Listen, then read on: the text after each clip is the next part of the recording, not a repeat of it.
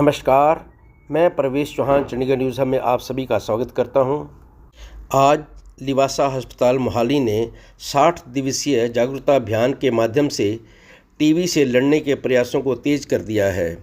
इस संबंध में उन्होंने आज एक प्रेस कॉन्फ्रेंस की।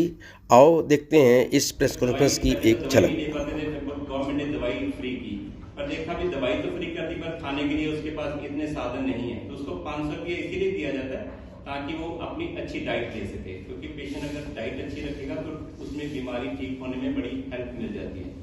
पर यहाँ तक अगर पेशेंट, फिर भी कुछ पेशेंट होते हैं ट्रीटमेंट छोड़ देते हैं, उसका हमने जो देखा है इतने सालों में छोड़ने का कारण ये होता है कि कोई भी बीमारी है, चाहे निमोनिया है, कुछ भी बीमारी है, जैसे अस्थमा है, कोई भी बीमारी है, इसमें देखा गया है पेशेंट को 3, 5, 7 दिन में आराम आना शुरू हो जाता है। सेम पे टीबी का पेशेंट 80% ठीक फील करने लग जाता है विद इन 10 to 15 डेज, पर ऐसा पेशेंट समझता है मैं तो 80% ठीक हो गया, अब डॉक्टर साहब ने ऐसे मेरे को 6 महीने की दवाई लिख दी, तो इस चक्कर में वो अपनी दवाई छोड़ देता है। दवाई छोड़ने की वजह से तो ट्रीटमेंट इंटरप्ट हो जाता है, बैक्टीरिया जो पहले काम कर रहे थे फिर वो दवाइयां काम नहीं करती, जो हम जिसको MDR या एक्सटीरियर टीबी कह रहे हैं, उसका सबसे बड़ा कारण ही यही है कि पेशेंट समझते हैं कि ये दवाई बड़ी तेज है, इससे यूरिन का रंग भी चेंज होता है, काफी पेशेंट उसी से भी डर जाते हैं, मेरे को तो यूरिन में ब्लड आना शुरू हो गया, तो मेडिसिन का कलर ही होता है। ये हमें सारी बातें पेशेंट को बतानी पड़ती हैं, पर ये बात बहुत ही जरूरी है। अभी काफी पेशेंट हैं तो हम उनको ये चीज पहले से बता देते हैं कि आप अपने आप को ठीक 2 हफ्ते में भी ठीक फील करना शुरू करते हो, 2 हफ्ते में भी, तो अगर आपने ट्रीटमेंट बंद किया तो ये अभी जो दवाइयां काम करती है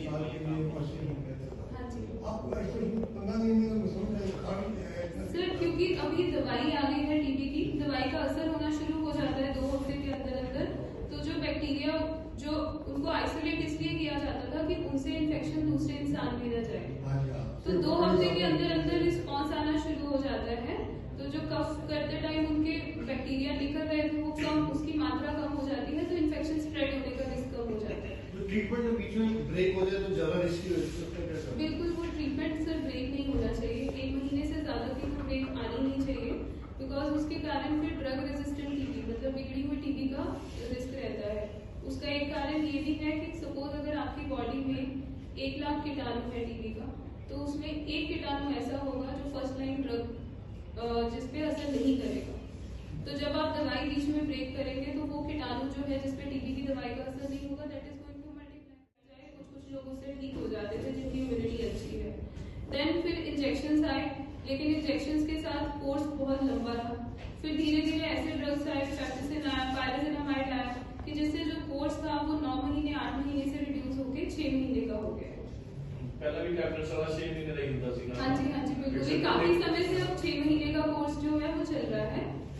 जो स्पुटम पॉजिटिव पेशेंट्स हैं या जिनमें हम फ्रेशली डायग्नोज्ड टीबी है, पर ये डिपेंड करता है कि आपको किस जगह की टीबी है। अगर दिमाग की टीबी है, रीढ़ की हड्डी की टीबी है, तो उसमें कोर्स लंबा चल सकता है, 7-8 साल का कोर्स भी होता है। बच्चे होने के कारण टीबी बच्चों में होने का कारण एक तो अगर पेरेंट्स को टीबी है, मदर को टीबी है, जेनेटिकली नहीं, लेकिन अगर मदर को टीबी है, mother is staying with the child, वो 24 घंटे मदर के साथ बच्चा है, मदर उसको फीड कर रही है, तो मदर से ट्रांसमिशन का रिस्क काफी हाई होता है छोटे बच्चों में। फीड किया है दवाई का या नहीं किया है, कोर्स करने के बाद पेशेंट ठीक हुआ है या नहीं हुआ है, वो सारी डॉक्यूमेंटेशन रखी जाती है। निक्षय पोषण योजना एक ऐसी योजना है जो गवर्नमेंट ने शुरू करी थी टू प्रोवाइड एक इंसेंटिव देने के लिए टीबी पेशेंट्स को। तो टीबी पेशेंट जो नोटिफाइड केस है जिसका निक्षय ID जनरेटेड है, उसके बैंक अकाउंट में हर महीने 500 रुपए आते हैं। एंड सेकेंडली जो आशा वर्कर्स हैं, जो लोग रिपोर्ट कर रहे हैं, जो टीबी पेशेंट डायग्नोज करने में मदद कर रहे हैं, उनको भी कुछ इंसेंटिव्स प्रोवाइड किए जाते हैं। न्यू केसेस अगर कोई रिपोर्ट करता है तो उसको 1000 रुपीज पर केस मिलता है। अगर कोई ड्रग रेजिस्टेंट टीबी के केसेस रिपोर्ट करता है तो उनको 2000 रुपए during intensive phase and 3000 rupees at the completion of treatment दिया जाता है। Now coming on to drug resistant TB, जो मैं आपको बता रही थी, drug resistant TB is basically ऐसी टीबी जो बिगड़ी हुई है, जिसमें जो नॉर्मली टीबी की दवाई अवेलेबल होती है मार्केट में वो असर नहीं करती है।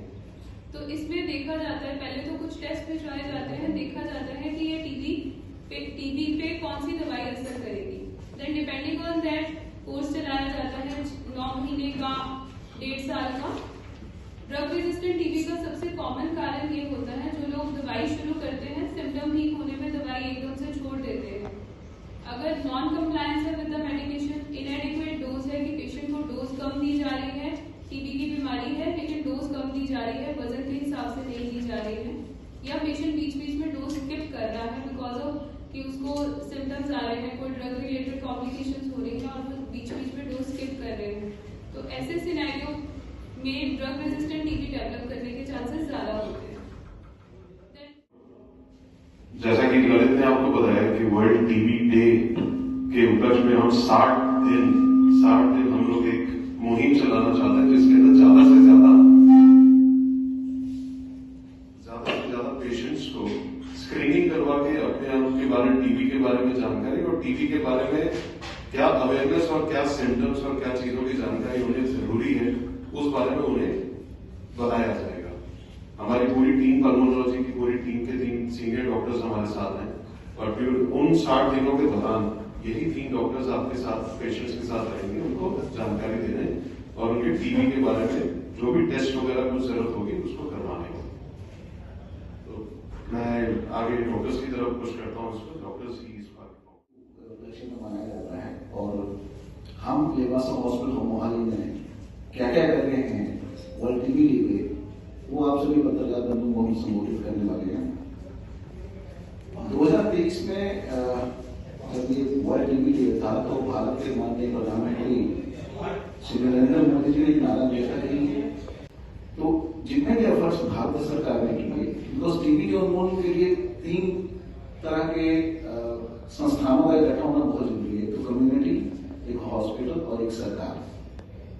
तो ये जो सारे कंसंट्रेटेड एफर्ट्स हुए 2015 से लेकर 2023-24 तक, रिजल्ट ये है कि जो टीबी के जो केसेस थे पूरे वर्ल्ड में 30% गिरावट आई, भारत में 16% गिरावट आई और टीबी से जो होने वाली मौतें थी उसमें भारत में 18% गिरावट आई है इस पीरियड के दौरान। तो ये सारा जो कुछ भी ये गिरावट आई है, ये जो भारत सरकार, हॉस्पिटल चाहे प्राइवेट है चाहे सरकारी है, और जो हमारा समाज है वो जागरूक हुआ है। हम अगले 60 दिन एक टीबी उन्मूलन अभियान चला रहे हैं लिवासा हॉस्पिटल मोहाली में, जिसमें हम लोगों की स्क्रीनिंग कैंप करेंगे। हॉस्पिटल में एक हमने डिस्काउंटेड पैकेज लॉन्च किया है, उसके तहत जांच करेंगे। मुद्दा यही है कि टीबी के इंसिडेंस को जल्दी से जल्दी पकड़ा जाए, जल्दी से जल्दी उसकी नोटिफिकेशन हो, जल्दी से जल्दी उसका इलाज हो। हमारे बीच मेरे बिल्कुल साथ डॉक्टर कृतार्थ हैं। डॉक्टर कृतार्थ इससे पहले पीजी चंडीगढ़ में थे, इन्होंने डीएम पल्मोनोलॉजी करी है और ये कंसल्टेंट हमारे जो पल्मोनोलॉजी विभाग है उसमें हैं। बीच में डॉक्टर सुरेश गोयल हैं, ये डायरेक्टर पल्मोनोलॉजी के हैं और मेरे एक्सपीरियंस के हिसाब से चंडीगढ़ में सबसे सीनियर पल्मोनोलॉजिस्ट हैं आज की डेट में। नेक्स्ट डॉक्टर सोनल हैं। डॉक्टर सोनल भी हमारी सीनियर कंसल्टेंट है डिपार्टमेंट ऑफ पल्मोनोलॉजी में। डॉक्टर सोनल इससे पहले All India Institute of Medical Sciences New Delhi में कार्यरत थी और पिछले 1-1.5 साल से ये लिवासा हॉस्पिटल में। एक्सट्रीम लेफ्ट में मिस्टर संदीप सिंह भामरा है। Mister Sandeep Singh Bhamra vice president operation है और ये पूरा जितना लिवासा हॉस्पिटल मोहाली का उसका ऑपरेशन देखते हैं। तो ज्यादा ना समय लेता हुआ, बिकॉज आज एक्सपर्ट हमारे बीच में, वो आपको बेहतर तरीके से बताएंगे कि टीबी क्यों होता है, क्या इसके इलाज है, क्या वैक्सीनेशन लेनी चाहिए, कब लेनी चाहिए और क्या क्या एफर्ट्स। आपसे भी उम्मीद है कि आप पत्रकार बंधु इनका जो दियो मैसेज है वो समाज के बीच में फैलाएंगे। Thank you so much. Please like, share and subscribe my channel. Thank you.